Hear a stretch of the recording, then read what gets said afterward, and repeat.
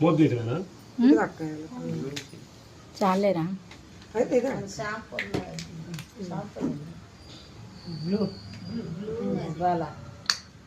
Blue అదేమో అంటే వాడు ఏం చెప్తున్నాడంటే బ్లూ కొంత మట్టి కింద లెక్కేసుకో, చెత్త కింద లెక్కేసుకో, ఏదైనా కలర్ పోలీస్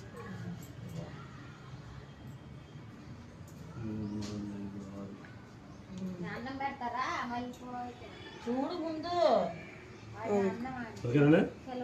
రెండిట్లలో అదే అవుతుంది.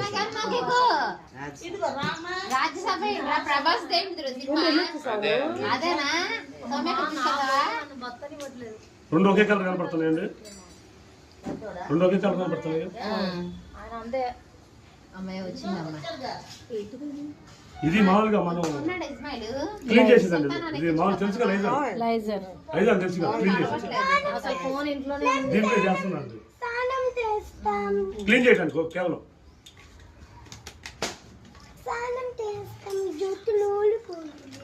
అంటే అంత నల్ల రాయి మీద క్లీన్ అవుతుందా లేదనేది ఒక ఎక్స్పెరిమెంట్ కోసం. ఓకేనా? మన మంది ఒక దాంట్లో వేద్దాం. ఈ రెండు చెత్త కిందనే బాగుంటుంది చేసేది. ఇది మనం చూసేది ఆర్గానిక్ లో. ఇది కూడా అది పుల్లు మూత వేసాను, ఇది పాము మూత వేస్తున్నా. చూడండి ఎక్కువ ఇట్లా.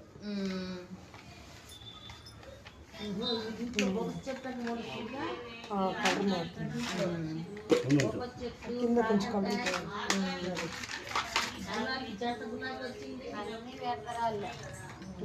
ఇల్లు అలా క్లీన్ అయింది నీట్ గా, మురిగ్గా ఉన్న నేల కూడా. నేను ఫస్ట్ టైం అండి డ్రైన్ చేయటం. నేను వీడియోలో ఒకటి చూసే కానీ నేను ఫస్ట్ టైం తిరిగి చేస్తున్నాను.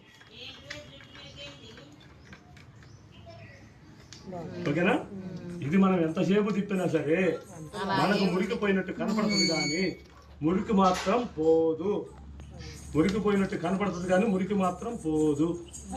ఓకేనా? మురికి పోయినట్టే కనపడుతుంది.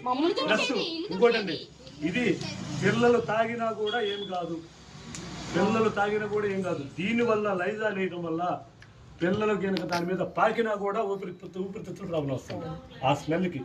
దీని స్మెల్ చూడండి, దాని స్మెల్ చూడండి. ఇది సెంటర్ స్మెల్ ఏ క్లాస్కి వస్తుంది, ఇది వచ్చేసరికి ఇది ఒక రకమైన స్మెల్ వస్తుంది.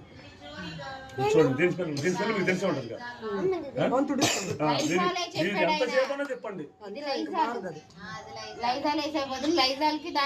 ఏముంది ఇది ఇంకా మీకు ఇంకా ఫుల్ మూత వేసేది. దీన్ని నేను పావు మూత వేసాను. ఎందుకంటే 4 డబ్బాలతో సమానం ఎందుకని చెప్పానంటే ఇది పావు మూత చాలు. మీరు ఎక్కడైనా సరే ఇల్లు తుడుచుకోవాలనుకుంటే ఒక మూత వేయాలనుకుంటే పావు మూత చాలు. అంటే అంత ఎక్సలెంట్గా క్లీన్